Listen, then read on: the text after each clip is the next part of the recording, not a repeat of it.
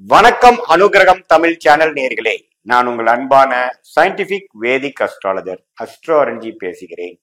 நல்லது நினைப்போம், நல்லதே நடக்கும். தொடர்ந்து நம்மளோட வீடியோஸ்ல வரக்கூடிய ஜோதிட கருத்துக்களை பார்த்து கொண்டிருப்பீர்கள் என்று நம்புகிறேன். அதாவது அறிவியல் சார்ந்த ஜோதிட கருத்துக்களை பார்த்து கொண்டிருக்கிறோம். எந்த விதத்திலும் மூட நம்பிக்கையில போகாமல், பரிகாரங்கள் மிகைப்படுத்தி சொல்லாமல், உள்ளது உள்ளவாறு கர்மா எப்படி நம்மளுடைய ஜாதகத்துல வெளிப்படுகிறது, அது எப்படி தசாபுக்திகள்ல வாழ்க்கையில சாதகமான சம்பவங்களாகவும் சாதகமற்ற சம்பவங்களாகவும் வருகிறது, கோச்சார அடிப்படையிலான உங்க ராசிக்கு குரு பெயர்ச்சி, ராகு கேது பெயர்ச்சி, சனி பெயர்ச்சி எத்தகைய ஒரு தாக்கத்தை கொடுக்குது அப்படிங்கிறத தெளிவா மிகைப்படுத்தாமல் உள்ளது உள்ளவாறு நம்மளுடைய வீடியோஸ்ல சயின்டிபிக் வேதிக் அஸ்ட்ராலஜி முறையில நம்ம பார்த்து கொண்டிருக்கிறோம். அந்த வகையில இந்த வீடியோல துலாம் ராசிக்கு அடுத்த வரக்கூடிய 183 நாட்கள் 183 டேஸ், ஜூலை 1ஆம் தேதியிலிருந்து டிசம்பர் 31ஆம் தேதி வரைக்கும் இருக்கக்கூடிய செகண்ட் ஹாஃப் ஆஃப் 2025 எப்படி இருக்க போகுதுங்கிறது நம்ம துல்லியமா பார்க்க போறோம். இப்ப பாத்தீங்கன்னா துலாம் ராசிக்கு கடந்த ஒரு வருடமாக குரு அஷ்டமத்தில் இருந்தார், சனி 5ஆம் இடத்துல இருந்தார், ராகு கேது பாத்தீங்கன்னா 6-12 இருந்தாங்க. இப்போ மார்ச் இறுதி மே மாதம் 2025 இதுல முப்பெரும் பயிற்சிகள் நடந்து ஜூலை மாதம் என்ட்ராகிறப்பவே இந்த பயிற்சி முடிந்து விட்டதுக்கு அப்புறம் தான் நாம அந்த செகண்ட் ஹாஃப்குள்ளேயே போறோம். ஸோ அது என்ன ஆச்சுன்னா, ராகு கேது 5ஆம் இடத்துக்கு ராகுவும், 11ஆம் இடத்துக்கு கேதுவும், சனி 6ஆம் இடத்துக்கு ருணச்சத்ரு பாவத்துக்கு 6ஆம் இடத்துக்கு பயிற்சி பெற்றும், குரு அஷ்டமத்தில் இருந்த குரு விலகி 9ஆம் இடம் என்று சொல்லப்படுகிற பாக்கியஸ்தானத்துக்கு வருவதும் அருமையான ஒரு மாற்றத்தை கொடுத்தது இந்த மே மாதத்திலிருந்து. ஸோ அதுல வரக்கூடிய ஜூலை மாதம் பிறக்கும் பொழுதே நீங்கள் பார்த்தீங்கன்னா அந்த மூன்று மாற்றங்களும் ஒரு நல்ல தாக்கத்தை கொடுத்துதான் உங்களுக்கு அதை வரவேற்குதே ஒழிய இன்னும் சாதகமற்ற பலன்கள் இல்லைங்கிறது தெரிஞ்சுக்கணும். அடுத்து வரக்கூடிய அந்த 6 மாத காலங்கள் செகண்ட் ஹாஃப் ஆஃப் 2025 எப்படி இருக்கும்னா, துலாம் ராசிக்கு கடந்த ஒரு வருடமாக எதுவுமே ஒரு வேகமாக செல்லாமல், எந்த விஷயமும் நாம் திட்டமிட்டபடி எதுவுமே நடக்காமல் இருந்த ஒரு அமைப்பு மாறி கொஞ்சம் இன்ட்ரெஸ்டிங்காக, கொஞ்சம் சுறுசுறுப்பாக, சில விஷயங்கள் சுவாரஸ்யமாக, வயசு வித்தியாசம் இல்லாமல் எல்லா துலாம் ராசிக்காரர்களுக்கும் கொஞ்சம் நடக்கக்கூடிய கிரக அமைப்பு வந்திருக்குங்கிறது நீங்க தெரிஞ்சுக்கணும்.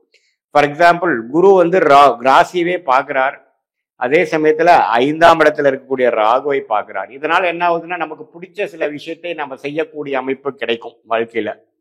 இப்ப காதல் கை கூடுறது, நண்பர்கள்ல நல்ல ஒரு இணக்கமான ஒரு உறவு வருவது, ஒரு நிறைய ட்ரிப் போகுது, உங்களுக்கு பிடிச்ச சில விஷயங்கள் செய்யறது, வாழ்க்கையில கொஞ்சம் தனிச்சு ஒரு மாதிரியா லோன்லியா ஃபீல் பண்ணவங்களுக்குலாம் ஒரு சோஷியல் லைஃப் இம்ப்ரூவ் ஆகுறது, இது மாதிரி பல விஷயங்கள் ஒரு சாதகமான விஷயங்கள் நடக்குது. இதுவரை சீனியர் சிட்டிசன்ஸ்லாம் கொஞ்சம் நோய்வாய்ப்பட்டு எந்த நோய் எந்த ட்ரீட்மெண்ட்டுக்கு எதுவே சரியாக மாட்டேங்குது சாமிங்கிற மாதிரி இருக்கிறவங்களுக்கு ஒரு ஓரளவுக்கு நல்ல ஒரு அமைப்பு கிடைக்கிறது, படிப்படியாக நோய்த்தன்மை குறையிறது, வெளிநாட்டில இருந்து சிரமப்படுறவங்களுக்கெல்லாம் கொஞ்சம் நல்ல ஒரு வீசா, நல்ல ஒரு ஸ்டேபிளான ஒரு ஜாபு, அது மாதிரி விஷயங்கள்லாம் கிடைக்கிறது. அது மாதிரி ஒரு சாதகமான அமைப்பு நல்லாவே வரக்கூடிய அமைப்பு இருக்கு. உங்களுடைய தசாபுக்திகளை இதுக்கு சப்போர்ட் பண்ணுதான்னு நம்ம பார்த்து இன்னுமே ஊர்ஜிதப்படுத்திக்க முடியும். அதே சமயத்துல சனி பாத்தீங்கன்னா 6ஆம் இடத்துக்கு வருவது பாத்தீங்கன்னா ருணச்சத்ரு பாவத்தை கெடுப்பது மிகவும் நல்லது. ஸோ கடன்கள் அடைபடும், குழந்தைகள்னால இவ்வளவு செலவு பண்ணதுக்கு ஒரு ஏத்த ஒரு நல்ல ஒரு ரிட்டர்ன்ஸ் வரும், அவங்களும் செட்டில் ஆவாங்க. அதே சமயத்துல நோய்வாய்ப்படுறது குறைக்கும், வம்பு வழக்குகள் பல வருஷமாக ஒரு பிரச்சனை போயிட்டு இருந்து செட்டில்மெண்ட் ஆகும்.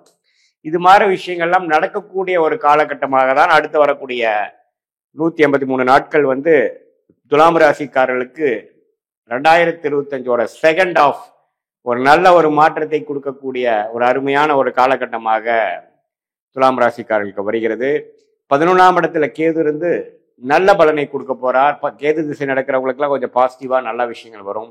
ஷேர் மார்க்கெட் அது மாதிரி விஷயத்துல எல்லாம் இன்வால்வ் ஆகிறவங்க, இது வரைக்கும் பெரிய ரிட்டர்ன்ஸ் வரவங்க இப்போ கொஞ்சம் படிப்படியா எடுத்து அதுல இருந்து விலகி பணம் வெளியில் எடுக்கக்கூடிய அமைப்புகள் இருக்கு. சுப விஷயங்கள் நடக்கக்கூடிய அமைப்புகள் உண்டு. கல்யாண விஷயங்கள் எதிர்பார்க்கக்கூடிய இள வயதினர் பார்த்தீங்கன்னா, இதுவரை கல்யாணமே நடக்காம தள்ளி போயிட்டே இருக்கே சாமிங்கிறதுக்கு ஒரு சட்டுன்னு ஒரு நல்ல வரன் அமைஞ்சு மனசு குதூகலமாகக்கூடிய, குடும்பமே கொஞ்சம் சுபிக்ஷமாகக்கூடிய அமைப்புகள் துலாம் ராசிக்காரர்களுக்கு உண்டு.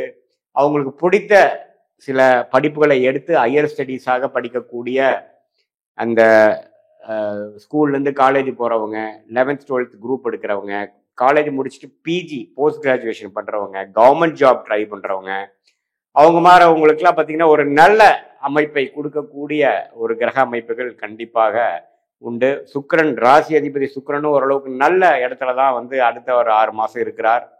ஸோ அதுவும் ஓரளவுக்கு சாதகமான அமைப்புகள். அதே சமயத்தில் சூரியன் ஆடி மாதம்லாம் பார்த்தீங்கன்னா ஜூலை மாதம் 10ஆம் இடத்துக்கே வரார் துலாம் ராசிக்கு.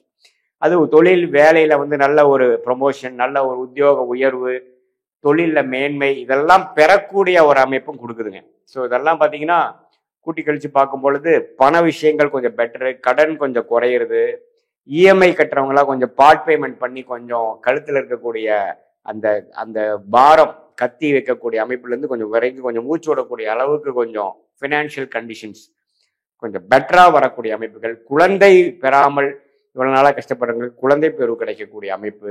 ஏன்னா வந்து குரு பார்த்தீங்கன்னா 5ஆம் இடத்தையும் பார்க்குறாரு பார்த்தீங்களா. ஸோ இது எல்லாமே வந்து ஓரளவுக்கு நல்ல பாசிட்டிவான ஒரு விஷயங்கள் கொடுக்கக்கூடியது. முயற்சிகள் அதிகமாக வருது, சகோதரர்கள் சகோதரிகள் மூலமாக சில பெனிஃபிட்ஸ் கிடைக்கிறது. இது மாதிரி பல நல்ல மாற்றங்களை கொடுக்கக்கூடிய ஒரு அருமையான ஒரு காலகட்டமாக துலாம் ராசிக்காரர்களுக்கு இது இருக்கு. இதை கண்டிப்பாக யூஸ் பண்ணிக்கணும். இது மூலமாக அடுத்த கட்ட வாழ்க்கையில தொழிலதிபர்களாக இருந்தாலும் சரி, உத்தியோகத்தில் இருக்கிறவங்களா இருந்தாலும் சரி, அரசு உத்தியோகத்தில் இருக்கிறவங்களா இருந்தாலும் சரி, மாணவ செல்வங்களா இருந்தாலும் இந்த பருவத்தை இந்த காலத்தை நல்லாவே யூஸ் பண்ணி அடுத்த வரக்கூடிய காலத்துக்கு வேணுங்கிற ஒரு நல்ல ஒரு அஸ்திவாரம் growth oriented ஃபவுண்டேஷனை அமைச்சு கொள்ள வேண்டும் என்று நான் கேட்டுக்கொள்கிறேன். உண்மையுமே இது வந்து ஒரு பொதுவான பலனே தவிர உங்களுடைய ஜாதகத்துல எந்த லக்னத்துல பிறந்தீங்க, எந்த நேரம், எந்த நாட்டில், எந்த ஊரில் பிறந்ததுங்கிற அடிப்படையில் உங்களுடைய ஜென்ம ஜாதகத்தை அமைத்து, திருக்கணித பஞ்சாங்கத்தை அமைத்து, நீ எந்த லக்னத்தில் பிறந்தீங்க, அந்த லக்னாதிபதி எப்படி இருக்கார், என்ன தசா புக்திகள் இப்போ சென்று கொண்டிருக்கிறது, வந்து கொண்டிருக்கிறது, அந்த தசாநாதன் புக்திநாதன் நம்ம பேசின கோச்சாரத்தில் எது மாதிரி ஒரு அமைப்பில் போயிட்டு இருக்கார், இதெல்லாம் ஒருங்கிணைத்து பார்க்கும் பொழுது உண்மையே துல்லியமான பலன்கள், ஷார்ட் டேர்ம் எப்படி இருக்கு, லாங் டேர்ம் எப்படி இருக்கு, எது மாற முடிவுகள் எப்ப எடுப்பது நல்லது, அடுத்த வரக்கூடிய காலகட்டங்கள் எது மாற திசையில நம்ம வாழ்க்கை செல்லக்கூடிய அமைப்பு காட்டுது நம்மளுடைய ஜாதகத்திலையும் இந்த கோச்சார் அமைப்புங்கிறதெல்லாம் துல்லியமாக எடுத்து அதன் மூலம் நீங்கள் வந்து எந்த முடிவை எப்படி எடுக்கணும் அப்படிங்கிற விஷயமும் டைம் லைன்ஸ் ஆஃப் அவர் லைஃப்னு தெரிஞ்சிட்டோம்னா தேவையில்லாத வீண் விரயங்கள், வீண் சமய விரயங்கள், ஃப்ரஸ்ட்ரேஷன், டென்ஷன் இதெல்லாம் இல்லாமல் நம்மளுடைய கர்ம பலனுக்கு நிகராக அதோட சேர்த்த நம்மளுடைய செயல்பாடுகளும் அலைன் பண்ணிட்டோம்னா நல்ல அமைப்புல, நல்ல நேரத்துல, நல்ல ஒரு சீக்கிரமான விரயங்களே இல்லாமல், தவறான செயல்பாடு இல்லாமல் வெற்றி பெற முடியும் இந்த சயின்டிபிக் வேதிக் அஸ்ட்ராலஜி முறையிலேங்கிறது நான் கேட்டுக்கொள்கிறேன். இது பொதுவான பலன்கள் தான். மீண்டும் மற்றொரு காணொலியில் சந்திப்போம்.